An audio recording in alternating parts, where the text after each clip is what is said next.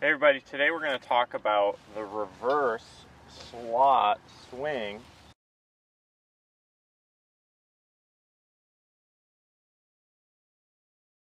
Pretty common swing amongst the legends of old and today.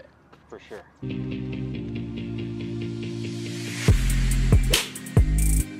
Okay, Henry, so oftentimes when we hear coaches and players in general talk about the golf swing, they talk about how they want to make a loop with their hands and the club. Mm-hmm. But is that often what we see from the best players? It's a little different than what they might think it is. But they talk also about keeping the club in front of them, especially in the takeaway, which is something a lot of you guys at home probably are working on. But if you watch a lot of the swings of old and today, in fact, does the club really stay in front quite like they say that it is? Maybe not. It's hard to determine without 3D. You know, most people actually keep it more in front than you think. At least their hands stay more in front. Hands are not getting really in. And some players did go in, but then they went more up. So we should throw in some swings of some of the legends, like Ben Hogan, for example, Sam Snead. I like to consider Bruce Lietzke a legend. He never practiced and won like 20 times. That's pretty good, pretty legendary. Reverse slot swing. He reverse slotted it like with the best of them. Some would say he was over the top, but no, you don't hit it that good and be over the top. Well, that's what I hear a lot is, okay, well, they look at these legends of old and they say, okay, well, he took it inside and then he swung from over the top and he hit a little fade but either way, they say it was on top, over the top. Yeah. Let's go through this. Let's define this so they're clear on what this move actually is and what's really going on. Okay, so what we see happening, if we were to draw in a plane here, so you got a stick there. You know what I'm going to do? You want it on the shaft plane at setup? Is that where you'd like it? More or less on the shaft plane. Okay. So right in here maybe? Put it far enough back so I can move without hitting it. There you go. So that's pretty close to on the shaft plane. Now what the players in the past, and even a lot of them today, you'll see, as they start this club away, it's moving inside of that original shaft plane. Like a Hogan, it's in, and then it's coming down on top of that. But it's not over the top like what we see from amateurs. We just see the hand plane working more back out at the ball and the shaft shallowing out onto the plane that they're wanting to swing on, so that their path into the ball is still pretty zeroed out. Those guys, those were spinny golf balls they were hitting, so they curve a lot, and those guys hit it pretty straight. Yeah, I doubt their path was like 5 from out to in or anything. No, it was pretty close to, it was pretty reasonable. Yeah. So there's a few parts to this. Let's start with the takeaway. So make that move again for us. So what you guys are seeing at home is, wow, that club's going inside. It's going inside our shaft plane line here. Yeah. This golf swing is on an arc, right? This club is moving on an arc, so it's not a straight line. If we were moving it back in a straight line, you would probably hit that shaft. But because it's on a bit of an arc, when you turn, that club's going to go to the inside. Yeah, and so that's basically what those old timers were doing. They were moving that golf club with their turn, and their arms were basically staying fairly connected to their rib cage in the early part of the backswing, and then their arms went up. So I call it in up, and then they went out a little bit. A lot of them, their path went out at the ball, or even sometimes slightly outside the ball. Okay, so let's go into transition now. So the out part, are we talking about the whole system, or are we talking more about our hands? And it's the direction the hands are directed, again, by the pivoting action of the body. So the in was created by this, because I haven't really changed the relationship here. I've just turned on a fairly steep plane, so it went in. Now up. Now if I just let my arms stay kind of like they are, and I start to unwind, the hands appear to be traveling out some amount. Yeah. It was all controlled by pivot. So those guys weren't actually throwing hands out and club out. They were starting their pivot dynamically. And then what happened is, because their hands went out, so they were in, up, and the hands went out, the club head stayed back and and still came down on plane. It didn't get, it's not over the top because the club didn't get over the top. Yeah, over the top, really what it means is the club is getting out.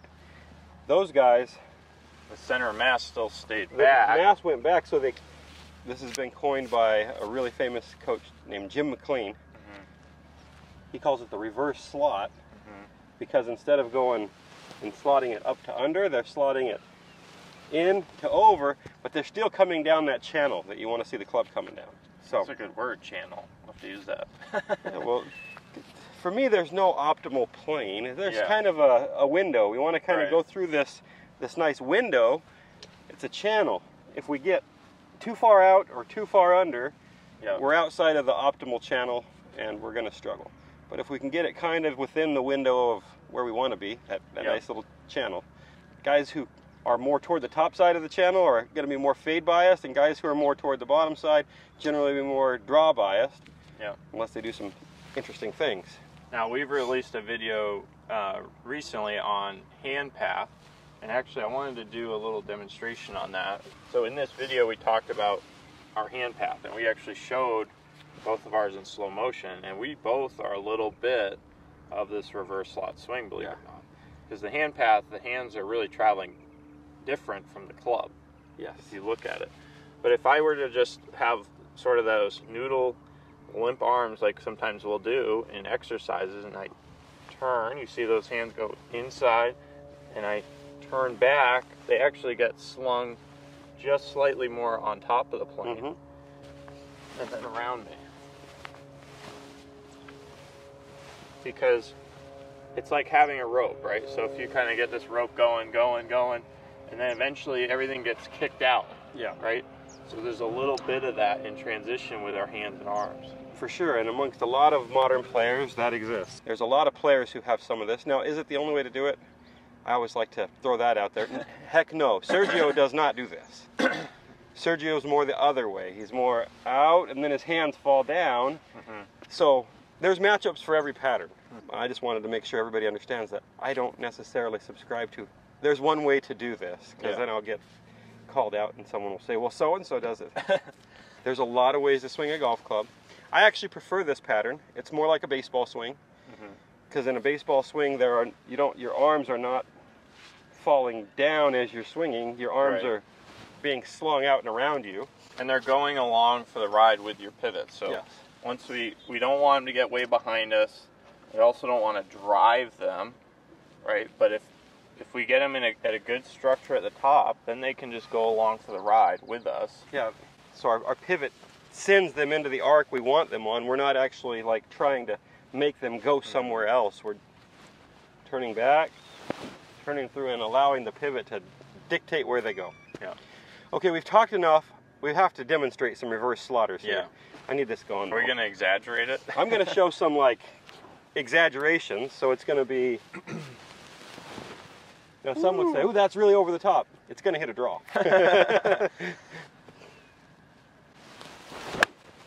Like, that's a pretty darn perfect little shot. It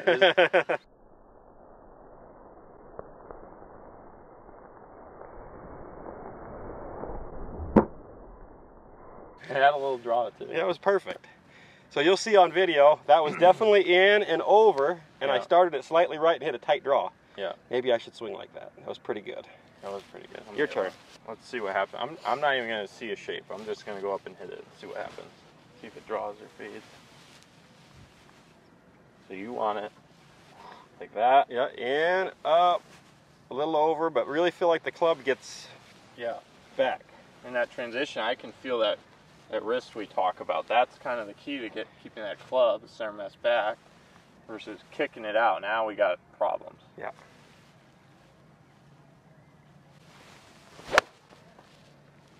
I hit a little draw too. You hit a tight little draw as well. So, we'll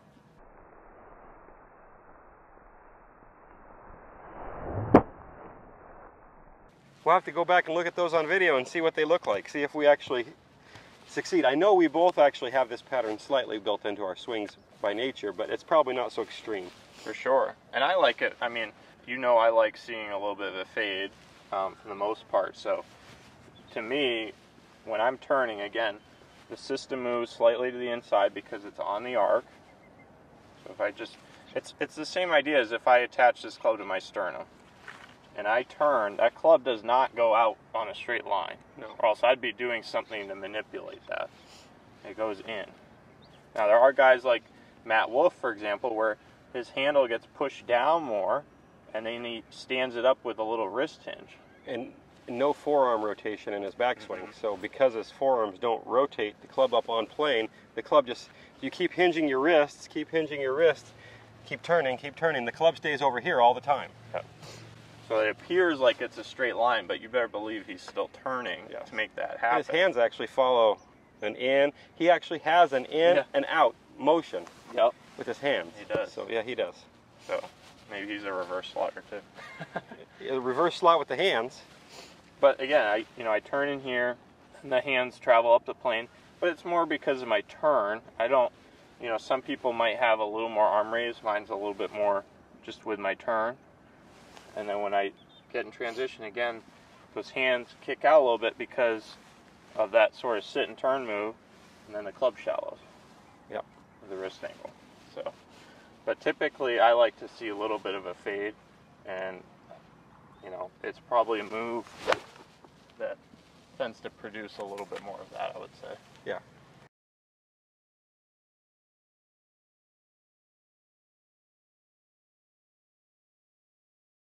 I just wanted to make sure I demonstrated that I'm coming. You can still hit a draw. What feels over, but I'm hitting a push draw out of it. Yeah. So